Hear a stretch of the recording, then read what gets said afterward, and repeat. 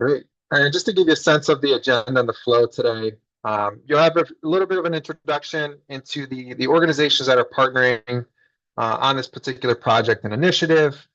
And then we'll move into an overview, really highlighting some of the main components of the request for applications that is now live on our webpage and portal. Um, we won't get into a lot of the details of the RFA. So if there is questions after the fact or after receiving this information, there will be an opportunity to follow up with us or our partners. Uh, so some of the things we're covering is eligibility, the use of the funds, including some of the ineligible uses of funds. We'll talk about the process and timeline, and then we'll turn it over to our representative from our RFA application platform from Unisolutions, Ed, to provide an overview of how you can navigate the system, just give you a better sense of how to do that. And then we'll provide some resources, just some information. Again, if you have questions or want to follow up on any specific items, that'll be available to you all. We have a lot of information to cover, and so if time allows, we'll go through a little question and answering some of those questions that you all might have. For those that might not be aware, this is just a short list of acronyms that we will be utilizing throughout the conversation. You also see these in the RFA, which is the request for applications, is what I refer to quite frequently, and then LOI, the letter of intent, but just for your reference and knowledge. The Great Lakes Restoration Community Grant Program is a partnership between 3 different organizations. Restore America's Estuaries, which is the organization that myself, Lisette, and Justice, our grants administrator, who will be introduced to you all here in a moment, work for. We do work with the U.S. Environmental Protection Agency, specifically the Great Lakes National Program Office based out of Region 5 in Chicago. And then our organizational partners in Junction Coalition, who are based in Toledo, Ohio, who've been an extremely wonderful partner on this program for today, on this program for us. And so you'll get a little bit more background on those partnering organizations. The purpose of this grant and program is really to provide capacity building opportunities for organizations throughout the region. And so there's a lot of technical and assistance provided to organizations that might not otherwise have the expertise in-house or the capacity in-house. Restore America's Estuaries has our staff who are available to support in that regard, both pre award or during the application process, as well as post award. So just something to consider and keep in mind. And really, it's about addressing the environmental issues and concerns that communities have throughout the Great Lakes region. And so, as I mentioned, my name is Jesus Sanchez. I'm the program director with Restore America's Estuaries. As program director, I'm really focused on the overall project implementation and deliverables for this particular project, in terms of reaching those milestones, overseeing the process, engaging with our partners, as well as you all, the greater community. And I want to turn it over to our program associate. Thank you, Jesus. Hi, everyone. My name is Lisette Perez, and I'm the Program Associate for the Great Lakes Restoration Community Grant Program here at Restore America's Estuaries. I've been with the organization for a year now, and I'm based in Chicago. And I mainly support the program's communications, engagement, and outreach. And I really appreciate everyone being here today. Thank you. I'll pass it over to Justice. Absolutely. Hi, everyone. My name is Justice Davis. I am a grant administrator at Restore America's Estuaries. The Great Lakes Project is one of many programs that I administer here. The things that I handle and deal with are the compliance aspects, the financial aspects, and the administrative aspects of the program. So if you got any questions along those lines, I'm generally the one that answers and fields those questions and really help you work through some of the issues and some of the difficulties and challenges you may face throughout this program. Excellent. Thank you, Justice and Lisette. And so just for your information, that is the Restore America's Estuaries team. At any point, if you ever have questions, feel free to reach out to myself and Lisette. And then obviously Justice will be engaging in this process as well as you all go through the application and awarding process. For a little bit of background, I am based in Cleveland, Ohio. And so I've been in this region most of my life. Now, just getting into a little bit more background about Restore America's Estuaries briefly. Restore America's Estuaries has been around for 30 years. It's been an agency dedicated to the protection and restoration of mainly in coastal communities, but bays and estuaries as an essential resource to our nation and our coastal communities. And so this is the first initiative for this particular organization in the Great Lakes region. We're actually one of 5 organizations that are leading the Great Lakes Community Restoration Grant programs. And so we are the only one that is region wide. And so we cover the 8 Great Lakes states, and we'll get into a little bit more about some of the geographic location and requirements for this particular initiative. Restoring America's Estuaries is, we're a national nonprofit, and we have 15 staff that are, located throughout the region or throughout the United States. We're based an affiliate members, and we have our core organizations that make up our board as well, as you can see. And so we're excited about this particular initiative and bringing it to the Great Lakes region. We have 5 other grant programs that the Restoring America's Estuaries runs and operates, mostly through Environmental Protection Agency federal funding. This particular program has been, modeled after the Long Island Sound Community Impact Fund, based in New York City and Connecticut area. And so we're really excited to be, extending some of the lessons learned and objectives that we've learned through those programs into this particular grant program. And so I also want to introduce our partners, our organizational partners in the Junction Coalition. And I just want to take a minute and see if perhaps Alicia or Donald are on the call now to introduce themselves.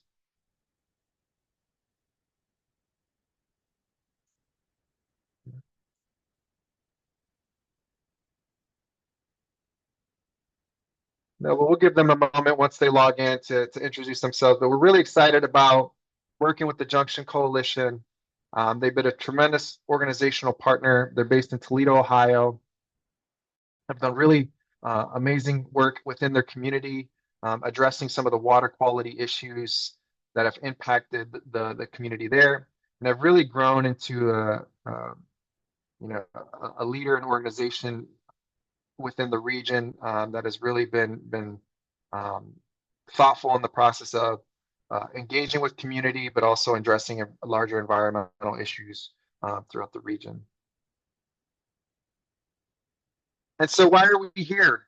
We're here to protect this wonderful resource that we have, this tremendous resource, not only for our region, but for the United States. And so we know that the Great Lakes is 84% of the freshwater surface freshwater in the nation, and 21% in the world. And so this is a vital and critical resource just for our lives and our futures. And I want to take a moment and just thank and recognize all the organizations and people and individuals who have contributed to really conserving and protecting this wonderful resource that we have in our backyard. And so a big part of that is also the Great Lakes Restoration Initiative, which is what this project and program is directly aligned and tied to. And for those that aren't familiar, the Great Lakes Restoration Initiative has been around since 2010. It's comprised of many federal organizations that are really strategically focusing on addressing those threats to the Great Lakes region. And so this particular project and program is directly aligned with the GLRI.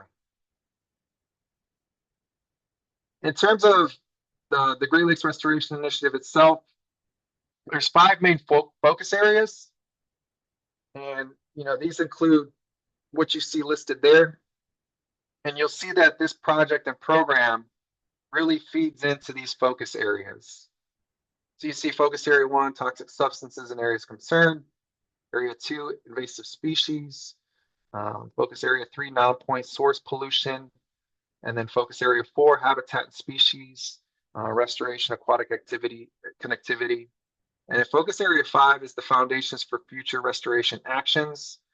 So this includes a lot of environmental education, experience, place-based education throughout the region.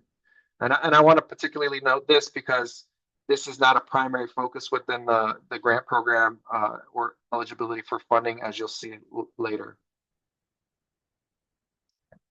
or what you'll see now. So in terms of the funding priorities for this particular grant program, these are actually listed as measures of progress within the Great Lakes Restoration Initiative.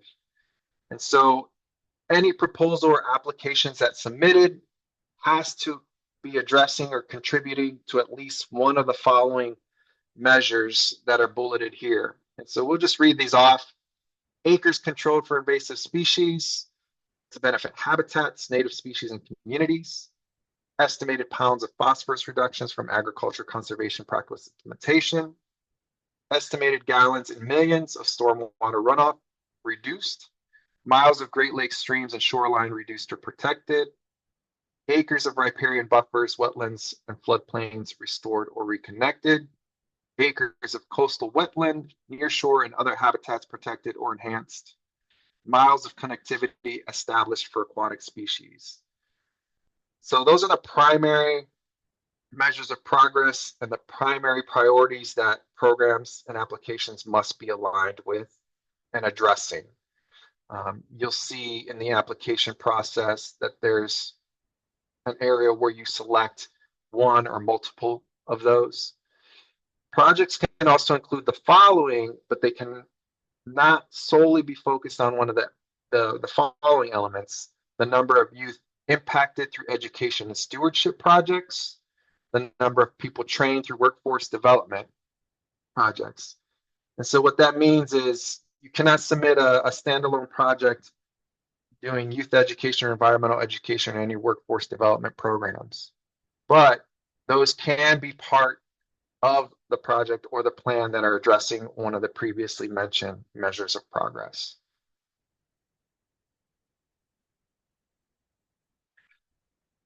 So the way the program cycle funding is structured, we have available 2 to 4 million in funding for this first cycle. Award ranges, so what you can submit for an application for an award ranges from 50,000 to 750,000 with a project length of 2 to 3 years. These funding will go towards meaningful community-driven projects, and they have to be focused on one of the GLR action plan priorities that were just mentioned. In terms of eligibility, eligible applicants include nonprofit organizations, tribes, state, county, local governments, municipalities and subdivisions, and academic institutions. Again, all sub-award projects should be community-driven or community-led. Federal agencies are not eligible for funding, but they can be a partner or part of an initiative or project. In terms of geographic eligibility, this project focuses on the United States portion of the Great Lakes. And so this is the watershed spanning all eight Great Lakes states. And so you can see the boundaries there, and there is some maps and figures that you can refer to that are provided by the links there. Oops.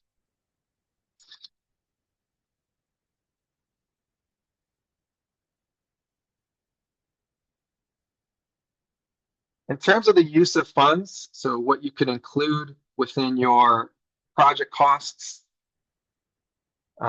salary, fringe, contractual support, tools and equipment, supplies, conferences and travel, as well as indirect costs. So this is a reimbursement grant. So all funding is made on a reimbursement process. So it's structured to where you submit invoices and get reimbursed for that work done. We do have an option for working capital advance. And so this is something that we learned from our Long Island Sound Community Impact Fund in terms of organizations that just don't have the financial capacity, um, can get an advance of 2 months, the first 2 months of funding, which is pretty strict in terms of that time frame. Following that 2 months, it will move into a reimbursement-based process.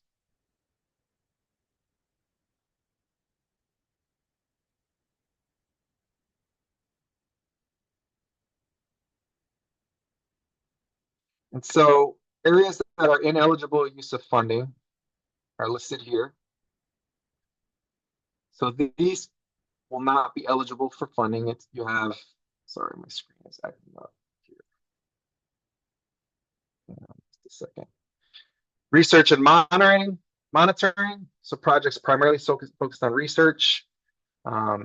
Actions legally required. So any activities that are required by enforcement actions, court orders, or permit mitigation. Routine maintenance. So any regular upkeep of infrastructure or systems or stormwater systems. Conventional gray infrastructure, projects like installation of sewer lines or standard concrete systems. Private construction, any new construction or retrofitting on private, residential, commercial, or institutional buildings will not be eligible for funding. Land purchasing, so purchase of land or real estate is not allowable. Lobbying activities, projects focus solely on access to recreation, workforce development, environmental education.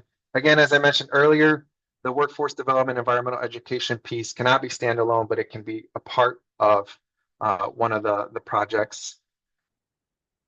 And then activities outside the U.S. Great Lakes Basin, so they have to be within the U.S. Great Lakes watershed boundaries.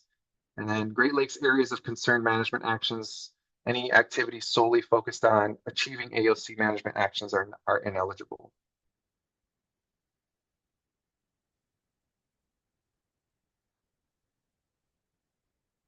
So this is not the official budget that will be submitted. This is just a template and a resource for you all that you can all find on the website as well if you do not have one. Something to note here, though, is that there's no match requirements for this particular grant program, which is nice. But you will, in the application process, as you will see, have the opportunity to provide categories and line items within your budget. In terms of the application process, we have a two-stage process.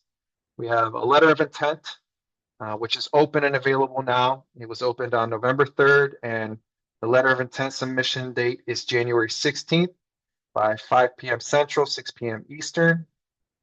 There will be a review process of the letters of intent, and then there will be an invitation to submit to the full proposal, which is the second final stage. Those will be opened up. They're invited. Organizations will be invited for full proposal February 23rd, with the deadline to submit those full proposals April 17th. The application itself, well, the letter of intent application has 6 different sections. You have the applicant information section, the organizational fiscal information. Note on this section too, we do ask for an organizational budget and an estimated overall project cost.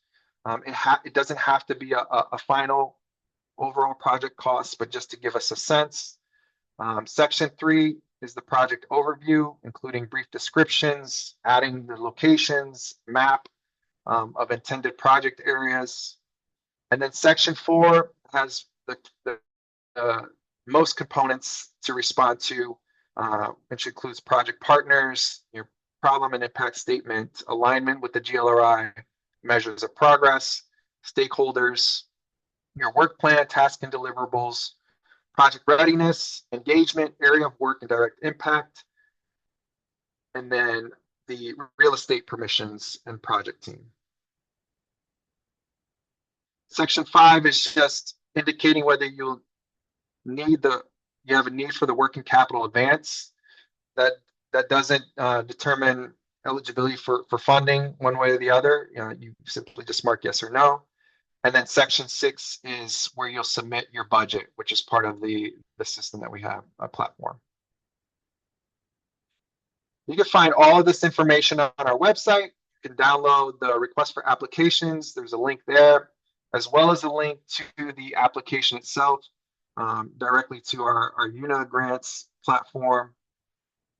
And then as far as the timeline, this is the overall timeline. Again, these were released, the RFA was released November 3rd. Letter of intent is due January 16th. There'll be an invitation for full proposals on February 23rd, submitted on April 17th, and then a notice of awards in May, so May 18th specifically, and then an anticipated project start date of August of 2026.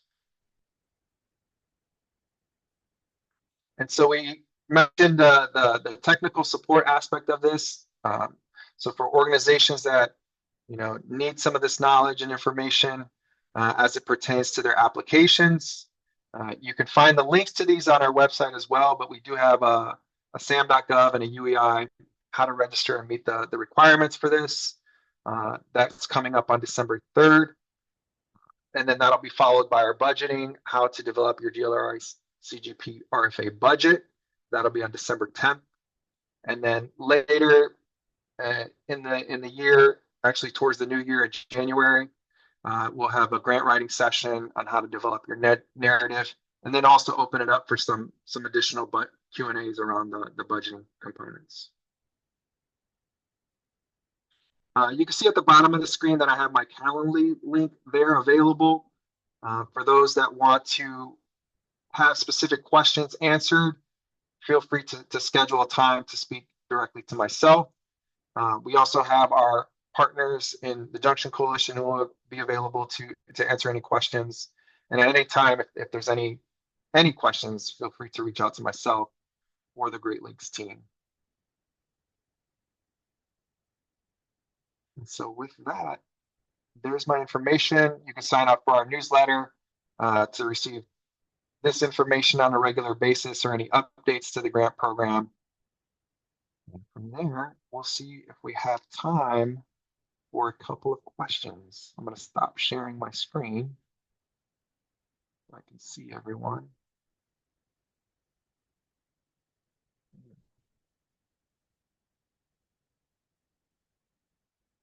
So Lisette, do we have a few questions that you highlighted from the group?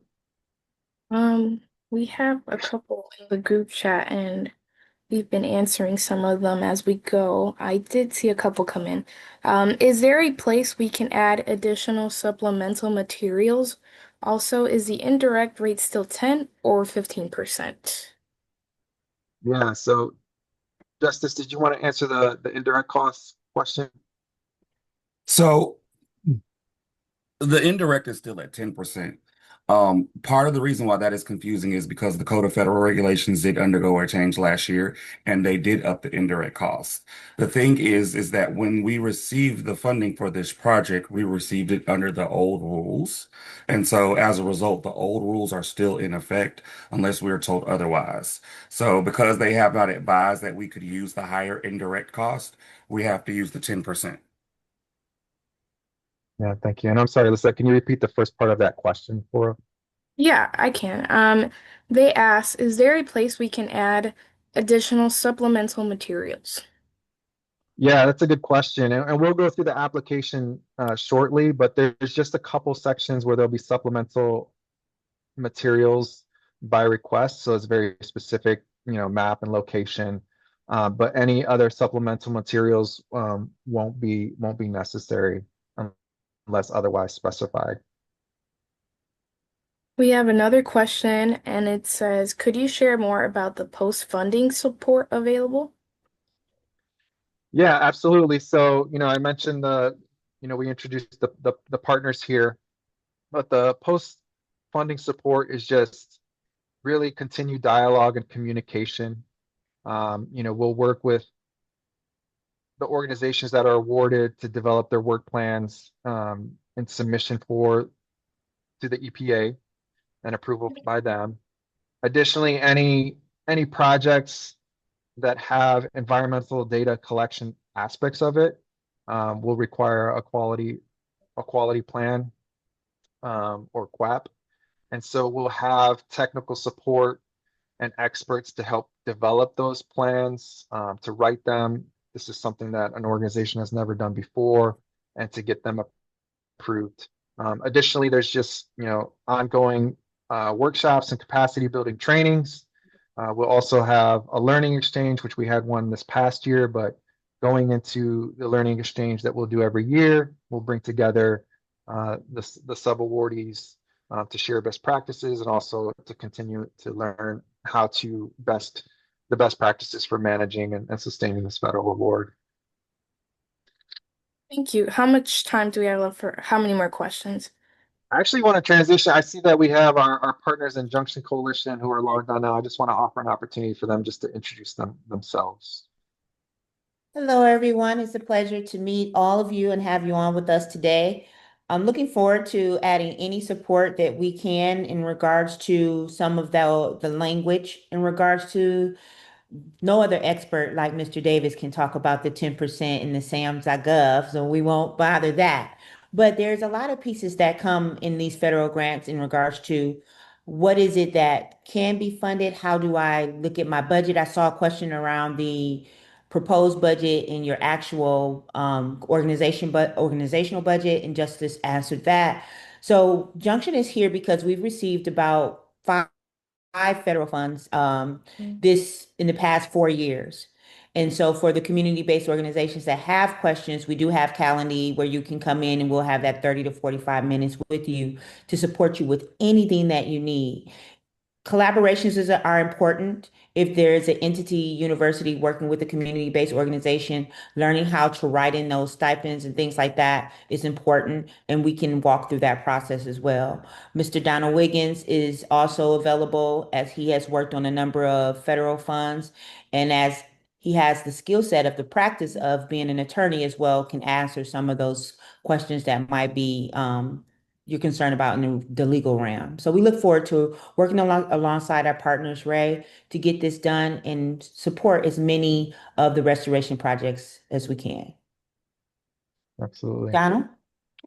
You did a wonderful job. There is nothing else to add. If anyone needs any assistance in helping to flesh out their proposals before submission, please feel free to reach out. We're happy to help you think through ideals, process flows, as well as process, so you can submit the strongest possible proposal. And as always, thank you to the Ray team for doing an amazing job in facilitating this informational session today. They're absolutely wonderful partners to work with.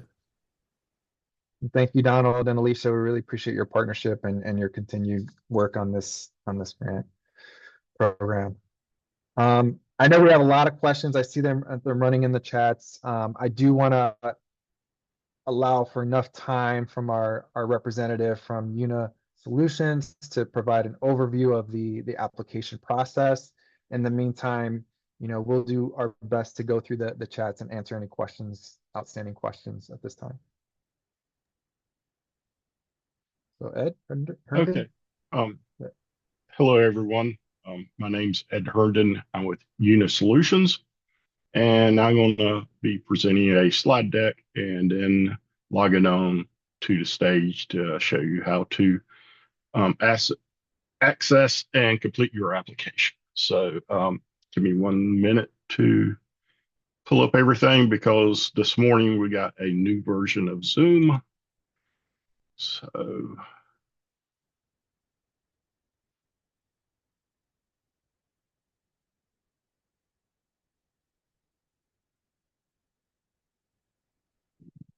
well,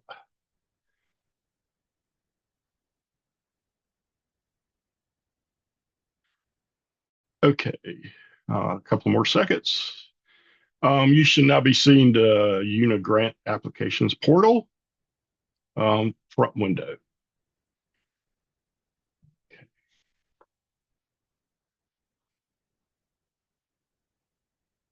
And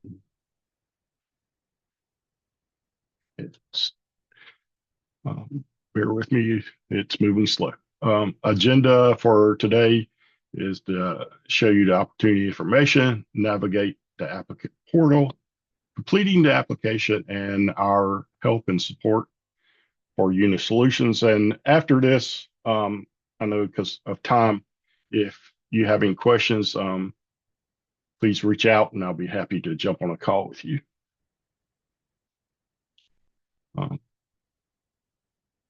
The opportunity information page, as you see below, will provide details regarding this opportunity, eligibility details, dates, and award amounts. A lot of information here. Agency contact name, Jesus's email address, funding, and the public link here.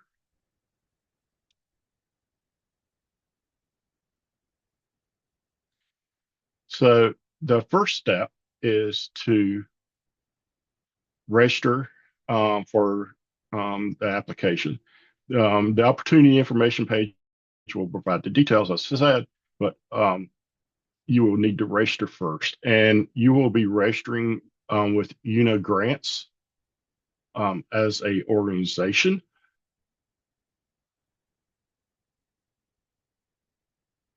When the UNO Grants login screen appears, you'll have two options, like I said, register or log in. Your first time, if you have never registered with UNO Grants, will be to register. If you have registered with UNO Grants in the past, you would log in with your login information. Sorry. It just navigation to applicant portal. Our portal is very user-friendly. Once registered, and in the portal, users can edit their information or add users through the account information section. User roles will be set up for you as editor or administrator. Editor can modify the application but cannot submit. Our best practice recommendation is to have at least one additional user to access the portal and the application. So the steps are: you click on your name in the upper right corner, click on users, click add users, the little plus sign here, and provide information. Completing your application. The navigation toolbar provides quick access to all sections of the application. You'll see save, mark as complete, save and continue. You don't have to complete the application process all at once. So you can save and come back to it.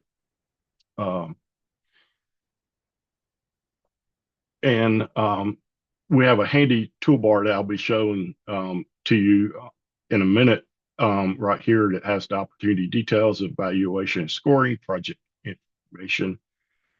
There's 5 or 6 forms associated with this application, and budget and submit.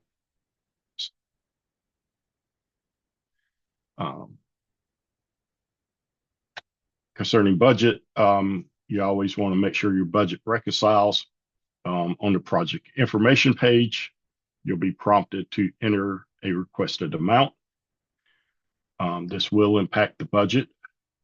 You will need to enter your requested amount on the project information page and ensure the alignment of this number within the budget template, so everything reconciles. So as you see in this example, $15,000 was the budget, and everything, 15,000 was requested, and everything reconciled. But we'll look at this live in a minute.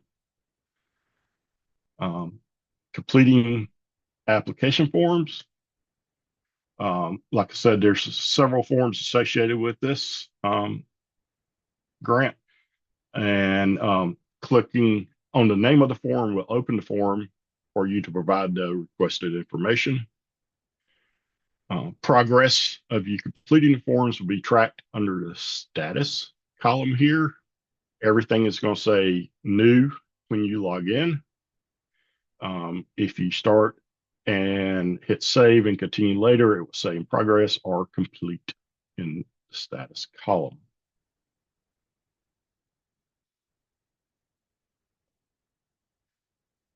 When completing the application and submitting, all sections of the application must be marked as complete to enable the submit button. If there are sections that are not complete, they will be noted in red. Using the navigation toolbar, which I will show you in a minute, you can go back to the noted sections, mark as complete, and then return to the submission screen. Once submitted, a confirmation email will be sent to the primary contact listed on your project information section. So now I'm going to stop sharing this.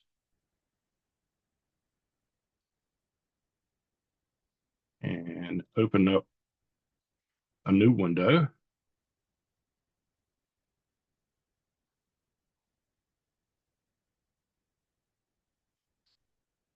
Okay. You should be seeing unit grants now. I am on stage, so this will be moving a little bit slower than our public platform. But as I said, your first step is to register. Put in an email address.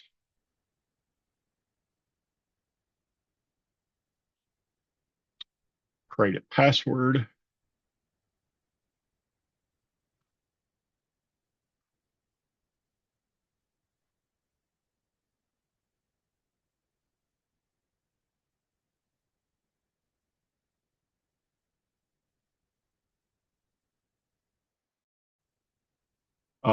Here will be your organization's name. So I'm going to do Ed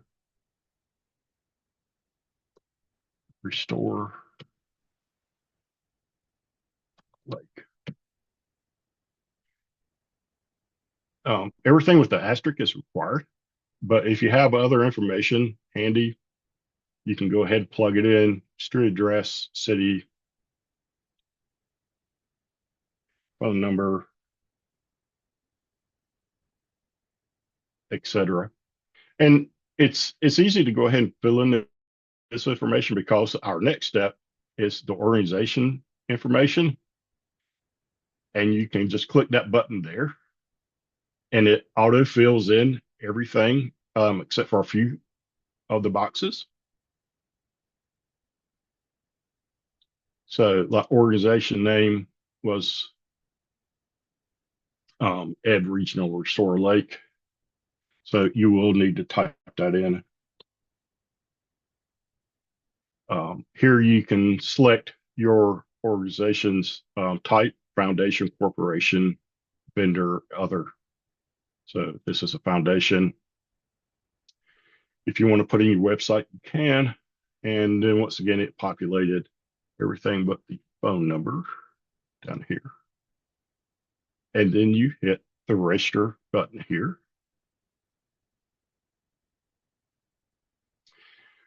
Click, you must read the agreement here. Click to proceed agreement. This has all of our basic terms: license terms, use of service terms, customer data information, warranties, third party, all the legal information here. Please read over this and then hit accept. And then here's your Great Lakes Restoration Community Grant Program training services page window. Here's the opportunity.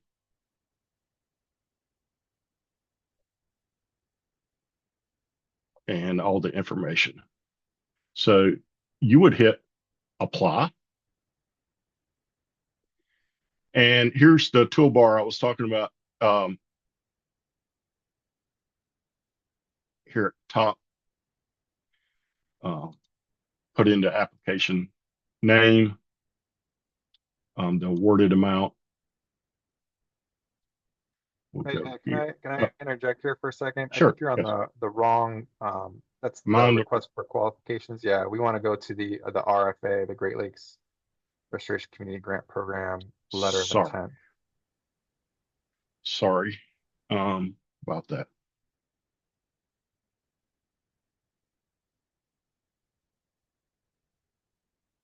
Just give me a minute. I have to log back in.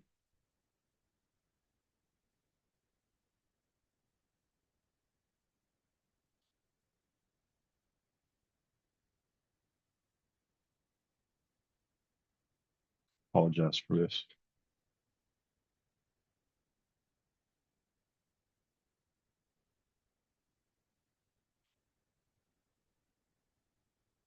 While he's transitioning, I just want to take a note, and that our staff has been working our way through the chat, answering any questions that you might have. Again, I just want to reiterate, if you have any questions, lingering questions following this presentation, please reach out to us.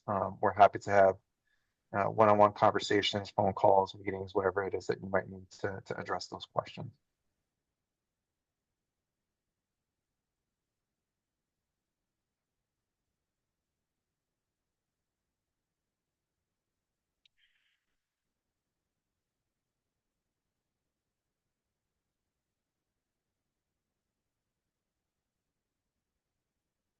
It's taking for a few minutes for it to pop up, and I'm sorry this is taking longer.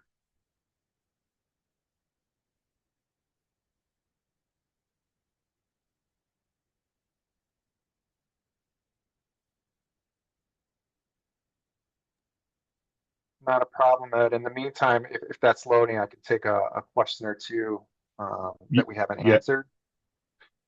yes, you can take a question that's trying to load.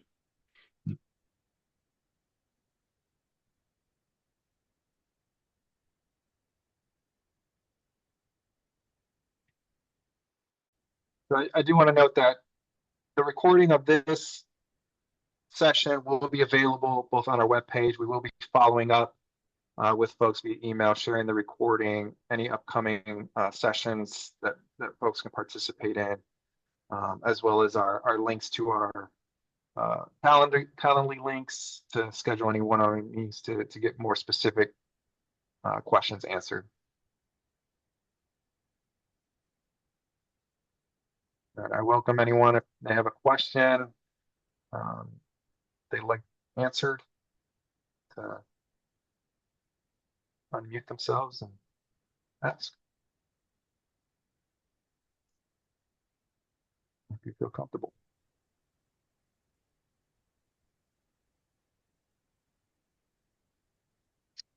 I've got it back up now. Sorry about that. Any questions? Or do you want me to proceed? I don't see any or hear anybody speaking, so go ahead and proceed, Ed. And like I said, if you want to have another one-on-one with me about this process, please reach out, because I know time is slipping away from us, and I apologize for this technical issue, but I'll start sharing again.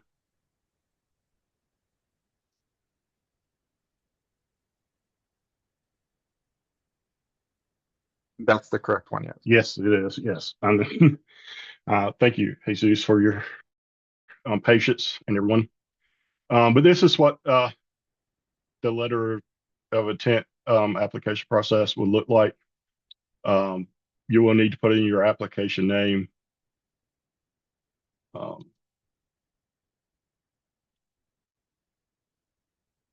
in the amount that you're requesting.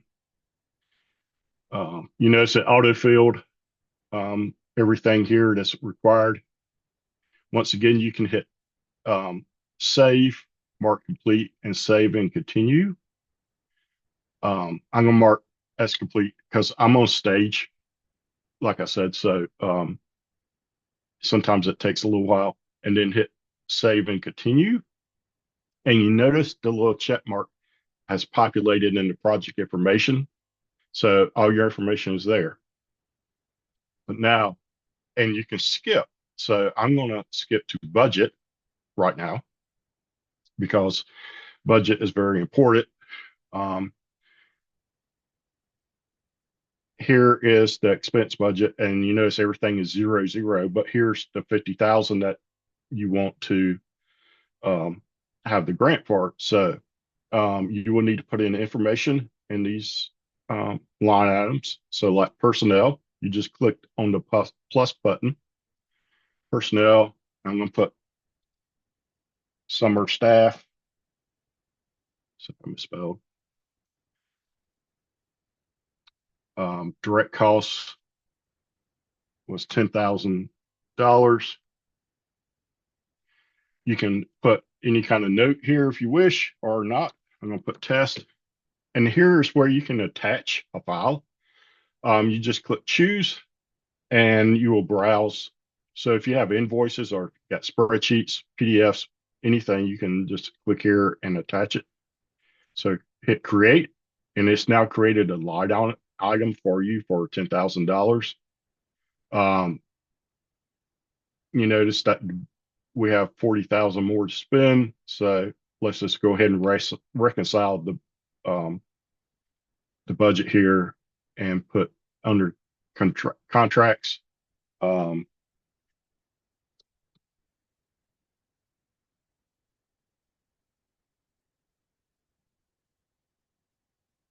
And I'll just go ahead and just make this 40,000 for testing purposes here. Sorry.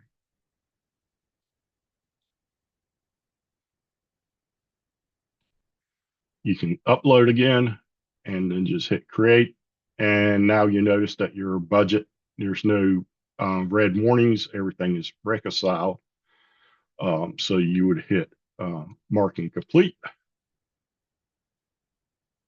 And now the budget just has a dot in it. It's not a check because um, application forms is required. So there's 6 of these forms. So you would just click on the form, complete all the information. I'll just do this one real quick.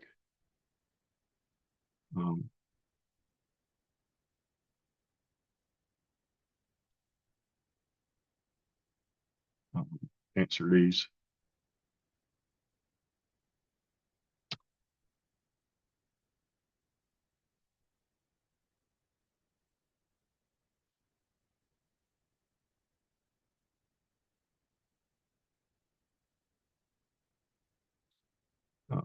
Hit mark as complete, save and continue. And you notice that it changed the status to complete, but there are other ones. So you would complete all of these forms and hit submit. You're about to submit your application, but you notice there's red warnings here. You have forms that contain requiring that have not been completed. You have forms that have not been completed. So you can, at this time, go back and click on the application forms and complete those, and then hit submit again and hit review, and it will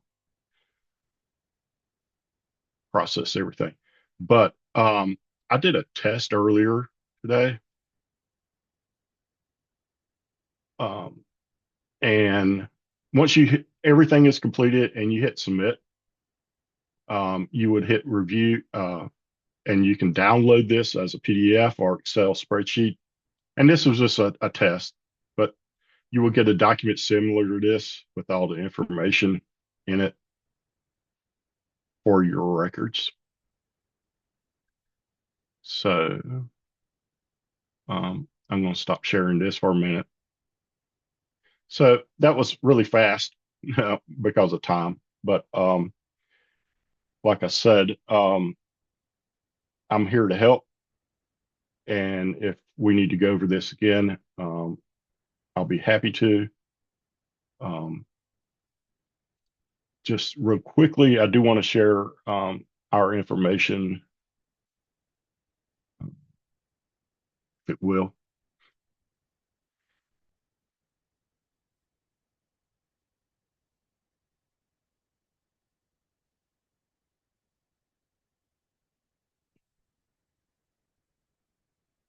it's trying to. It's just spinning. So sorry, but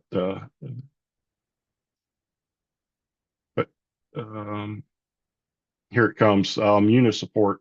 Here's all our information. So it's now in with this presentation that Jesus is giving.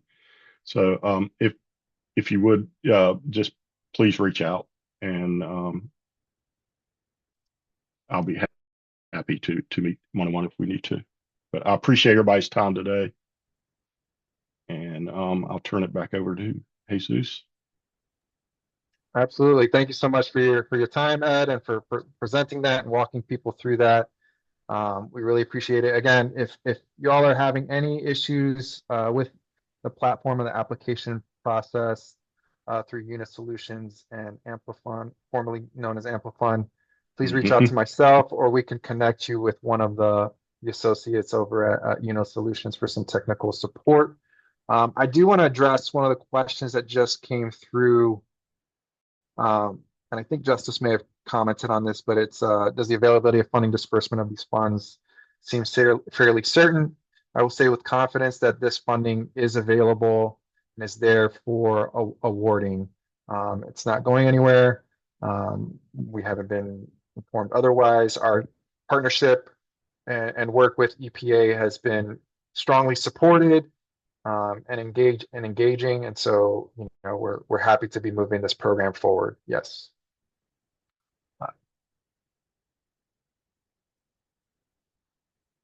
Any other outstanding questions for folks? I believe we have someone who's raising their hand. Laura, go ahead. Hi, can you hear me okay? Yes. Yes. Okay. I think Justice just got back to me. So he had mentioned budget strategically. Sometimes we ask for a 10% contingency just because if something unexpected occurs or prices go up, which they are right now.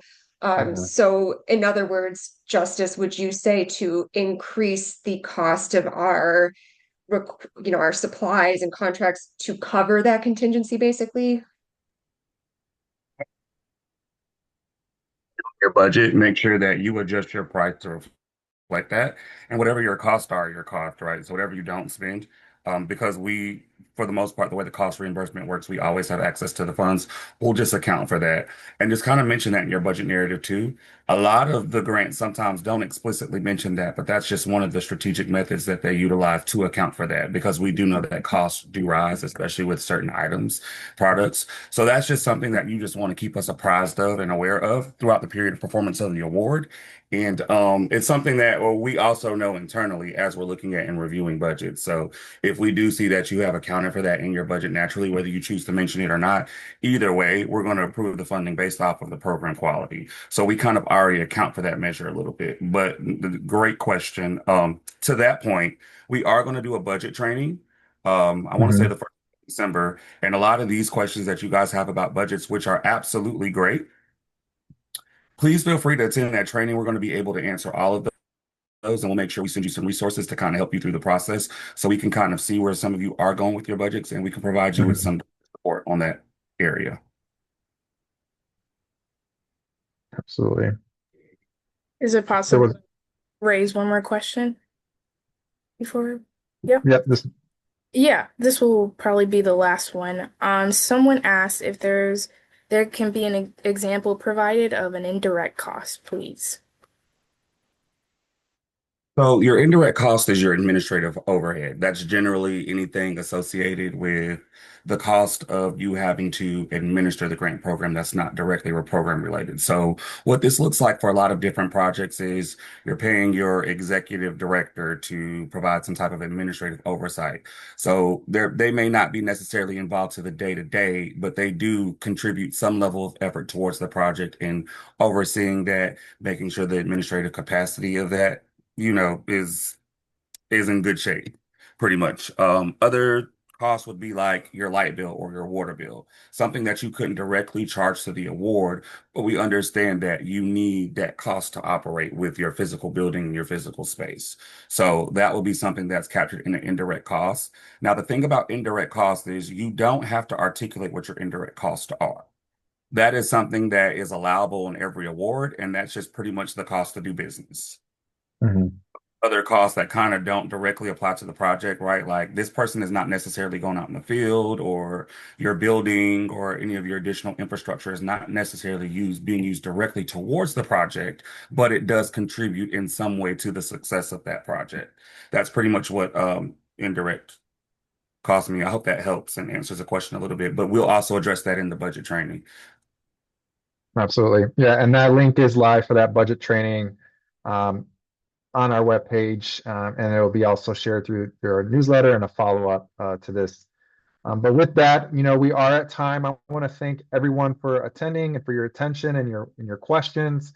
Thank you to our partners in Junction Coalition and Unit Solutions for being here as well to present on the application process. Again, any other outstanding questions or lingering questions, do not hesitate to reach out.